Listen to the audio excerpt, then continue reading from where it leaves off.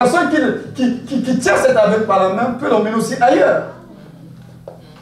Mais lui, il fait confiance, il remet sa vie. C'est une question de vie ou de mort. En vérité, pour les aveugles, hein, ils remettent leur vie entre les mains de ceux qui voient. Et non nous. Sommes-nous des aveugles ou bien nous sommes des voyants? On est censé être des personnes qui devraient se laisser conduire par le Seigneur parce que la vie chrétienne, là, personne ne l'a vécue avant sa conversion. Nous tous, on découvre la vie chrétienne, on ne sait pas comment ça se passe. Dieu là même, on ne le connaît pas, on le découvre. Alors, c'est un acte de foi de se dire ma vie est entre les mains de Dieu. Alors qu'avant notre conversion, on a toujours été au contrôle de notre vie. On a toujours su ce qu'on voulait faire et comment les choses devraient aboutir et se faire.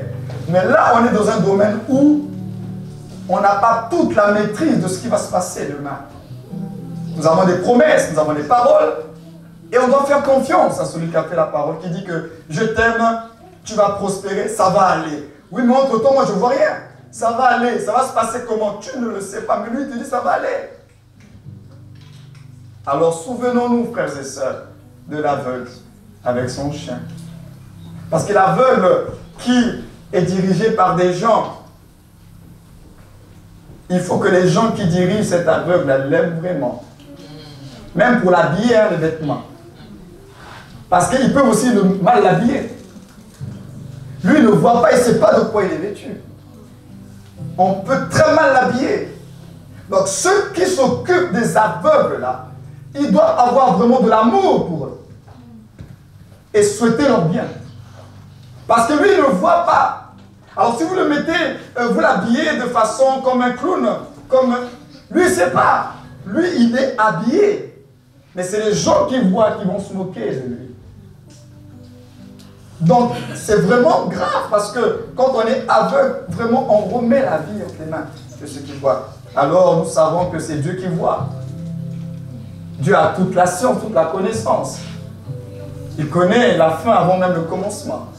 Alors si Dieu est le voyant dans tout cela, et que nous on est encore comme des aveugles, ne pourrions-nous pas lui faire confiance en nous disant mais Dieu nous aime, il ne va pas nous conduire dans des chemins qui vont nous tuer.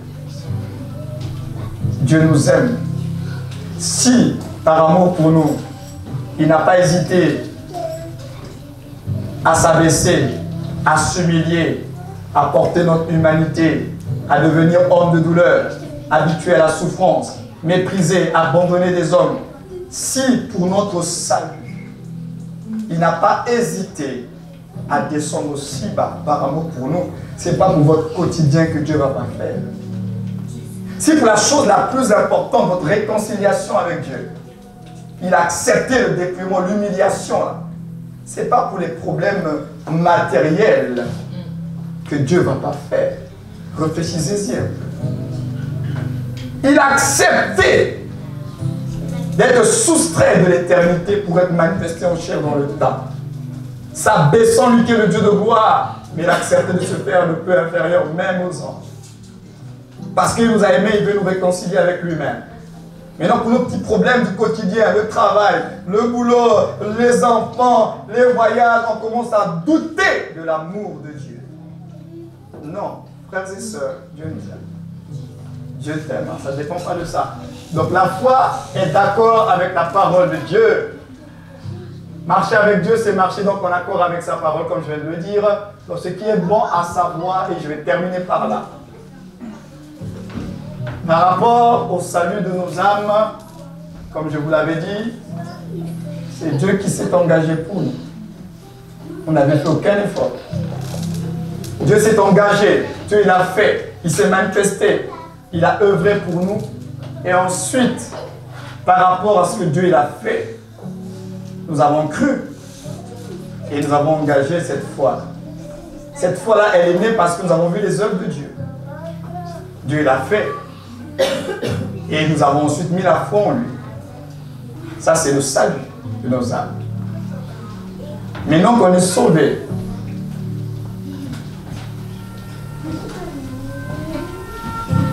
avant que j'aille, maintenant nous sommes sauvés, ici j'explique.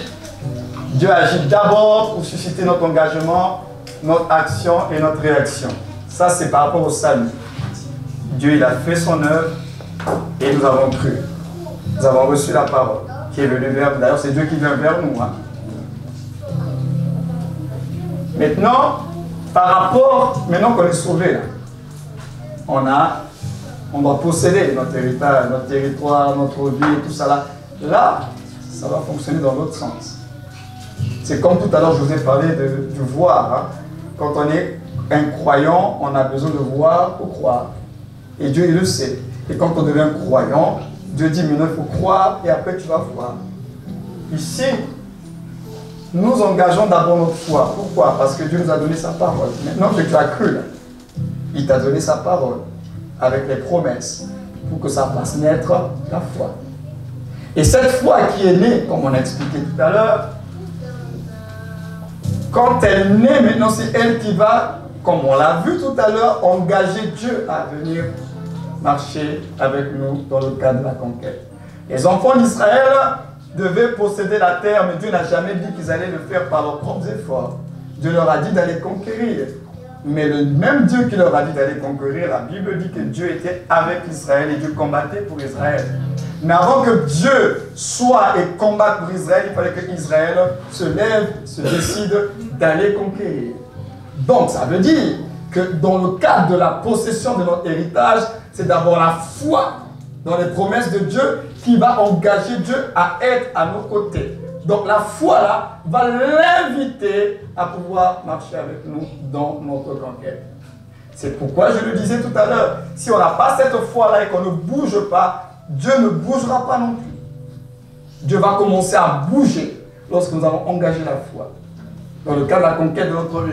C'est pourquoi nous insistons. Dieu intervient dans notre conquête quand nous engageons d'abord notre foi. Quand Dieu voit la foi, à ce moment-là, il dit, je peux marcher avec vous. Parce que là, on est en accord. Vous êtes d'accord avec ma parole. Donc, je peux me joindre à vous. Mais si vous n'avez pas la foi, je ne pourrai pas me joindre à vous. Parce que vous ne m'invitez pas. Vous ne croyez pas en moi. Donc, c'est pourquoi je termine, bien sûr, avec le Alléluia. Mon juste vivra par la foi. Voilà ce que j'aimerais que nous puissions comprendre. On a parlé de l'esprit qu'il faut nourrir, qu'il faut permettre à ce qu'il se dispose pour que Christ en nous soit déployé. Nous avons besoin également de la parole de Dieu qui va faire naître la foi. Parce que la Bible dit que la victoire qui triomphe du monde, c'est notre foi. C'est la foi. Et c'est la foi qui va nous engager. Mais la parole de Dieu restera toujours, elle est omniprésente. Parce que même quand on s'engage dans la bataille, nous allons nous engager sur la base de la parole. Nous allons utiliser la parole de Dieu comme l'épée de l'esprit. Nous allons proclamer la parole de Dieu pour renverser les forteresses, les autels. Cette parole de Dieu, elle reste omniprésente. C'est pourquoi à ce moment-là, vous devez comprendre qu'il ne faut pas que nous puissions nous éloigner de sa parole. Vous voulez conquérir et posséder, là-dedans il y a les dispositions de votre héritage. Il y a la parole qui va vous permettre de tenir.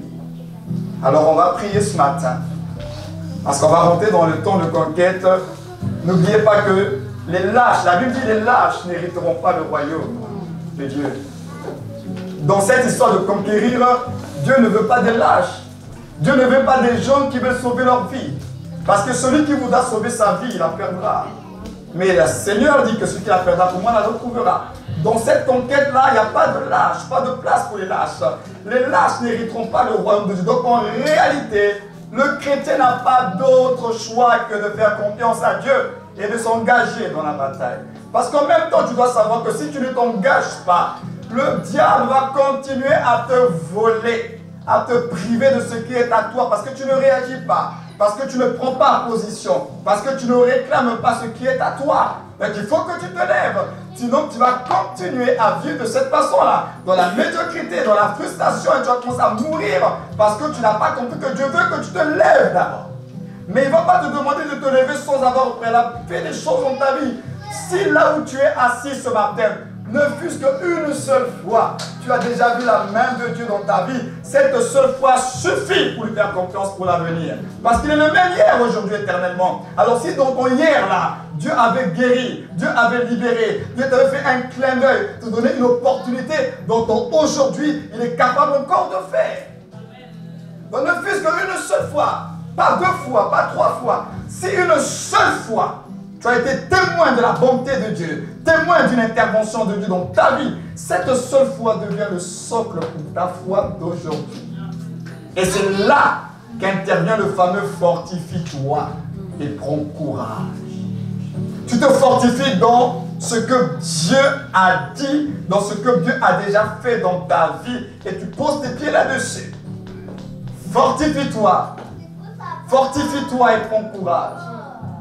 Et là, dans la conquête, il a dit à Josué, fortifie-toi.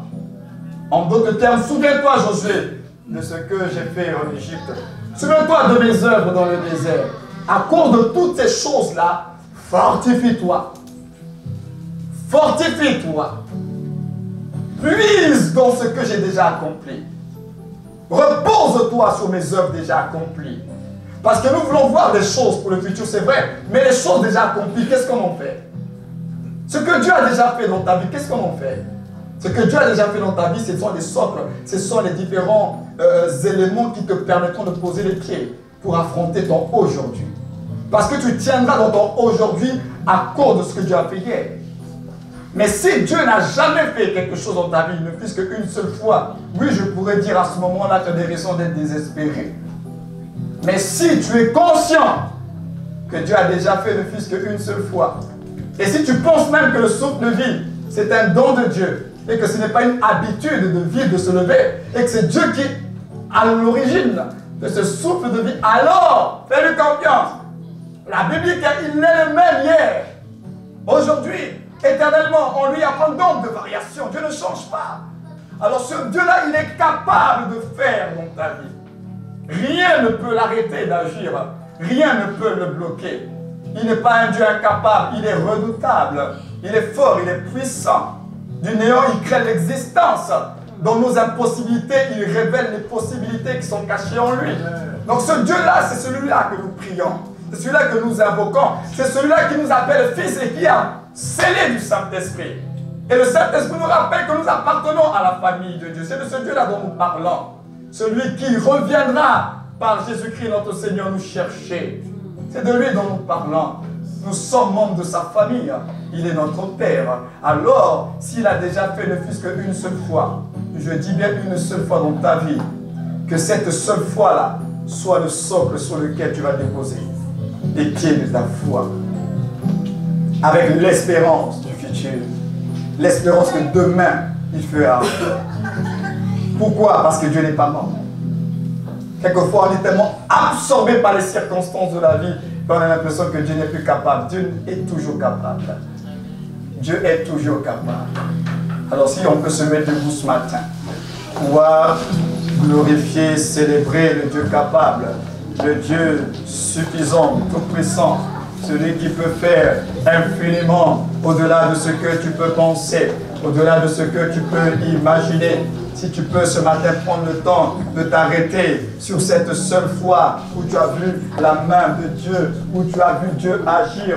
Si tu peux avoir un petit moment de souvenir ce matin, si c'est une fois, glorifie Dieu pour cette fois-là. Si c'est 2 fois, 3 fois, mais au plus profond de toi, tu sais, c'est bien plus qu'une seule fois que la main de Dieu a intervenu dans ta vie. C'est bien plus qu'une seule fois que la réalité même que Dieu est vivant pour toi. Tu en as été témoin. Alors à cause de cela, tu as des raisons d'espérer. Le diable a voulu te mentir que oui, Dieu aujourd'hui peut-être il n'a plus des regards sur toi. Dieu t'a oublié, c'est un gros mensonge.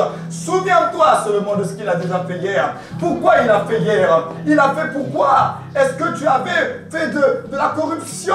Est-ce que je sais pas, il l'a fait parce que c'est ton père et il t'aime. Alors il n'a pas besoin que tu puisses chercher à faire des œuvres pour qu'il t'aime beaucoup plus. Dieu t'aime tel que tu es. Même quand tu chutes, il t'aime. Il ne t'aimera pas plus parce que tu vas te sanctifier plus. Il ne t'aimera pas plus parce que tu es tombé plus dans le péché. Dieu t'aime. Son amour ne change pas. Alors oui, souviens-toi, si tu peux prendre le temps ce matin de te souvenir, et même cette semaine de te souvenir, lorsque tu vas traverser les moments difficiles, les combats, l'adversité, si nous pouvons prendre le temps de nous souvenir, mais hier, souviens-toi de ton hier, le hier va t'aider pour aujourd'hui. Le hier va t'aider pour aujourd'hui. Dieu va te dire, souviens-toi. Souviens-toi du chemin par lequel tu es passé. Souviens-toi des délivrances que j'ai opérées. Souviens-toi des portes que j'ai ouvertes. Même s'il y a d'autres portes qui ne sont pas encore ouvertes. Mais souviens-toi que hier, c'est moi qui ai fait. C'est moi qui t'ai fait trouver grâce. C'est moi qui t'ai fait trouver faveur. C'est moi qui l'ai fait. Alors ne tombons pas dans la situation de Job où le Seigneur vient vers Job et dit, mais qui obscurcit mes desseins? Qui est celui qui obscurcit mes desseins? Il a déjà fait et il fera encore. Tout concourt bien de ceux qui aiment Dieu et qui sont appelés selon son dessein. Alors si tu peux prendre le temps de te souvenir et de bénir Dieu, mais ce que je te demanderai de faire, c'est que cette semaine, tu puisses prendre le temps de te souvenir et énumérer les bienfaits de l'Éternel, les interventions de Dieu, les clins d'œil de Dieu, pour fortifier ta foi. Parce que ta foi de maintenant a besoin de ça. Ne sois pas tellement absorbé par ton quotidien que tu oublies le passé. Non, ne n'oublie pas ce passé-là. Ne l'oublie pas. Que tes défis d'aujourd'hui ne te fassent pas perdre la mémoire de ce que Dieu a fait hier pour toi. C'est vrai que c'est passé, mais ce hier-là, Dieu a intervenu pour te permettre de tenir dans le présent. Alors oui, que tu n'oublies pas, que tu sois reconnaissant à l'égard de Dieu. Élevons nos voix, prions le Seigneur au nom de Jésus. Père, merci pour tout ce que tu nous donnes en Jésus-Christ. Merci pour ta parole qui fait naître en nous la foi.